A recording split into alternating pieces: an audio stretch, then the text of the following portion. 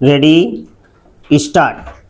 Learned counsel for the respondent contended that the observation was clearly in the nature of an obiter dicta and did not lay down the correct law. Stop.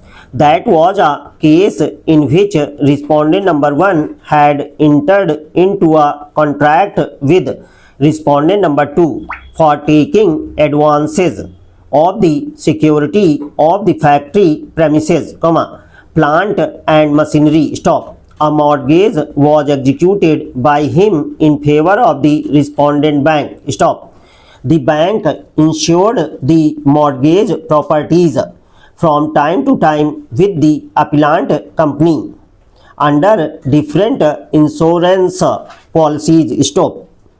A fire broke out in the factory premises and the insurance company was duly informed. Stop. The surveyor estimated the loss at rupees 44,600 without prejudice to the terms and conditions of the policy. Stop.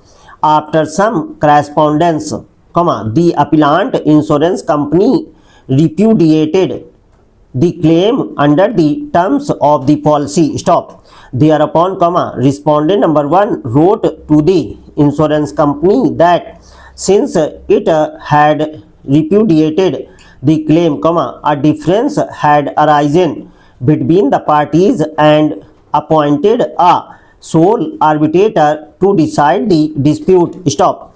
At the same time, it mentioned that if the insurance company desired to nominate an arbitrator, it may do so. Stop.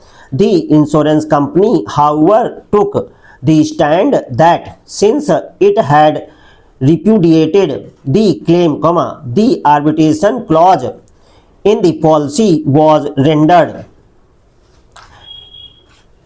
inoperative and no arbitration proceedings could legally be initiated. Stop. This led to the respondent number 1 filing an application under section 20 of the Arbitration Act. Stop.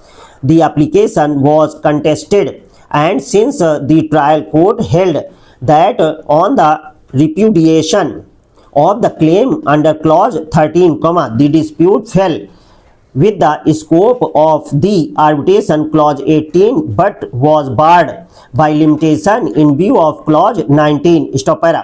The High Court, therefore, reversed the trial court order and remanded the case for appointment of arbitrators. Stop. The insurance company carried the matter to this court. Stop. While dealing with the submissions at the bar, this court in paragraph 8 of the judgment observed that only one point need to be decided, namely whether in view of the repudiation of the liability under clause 13, a dispute was raised which could be referred to arbitration. Stop. It also said that incidentally reference will be made to the other question as to whether the proceedings were barred by clause 19 of the policy. Stop. This court answered the first point in the negative and hence no decision was necessary on the second point, but the court answered it only incidentally. Stop. This is also clear from the observation extracted earlier. Stop. From the case law referred to above,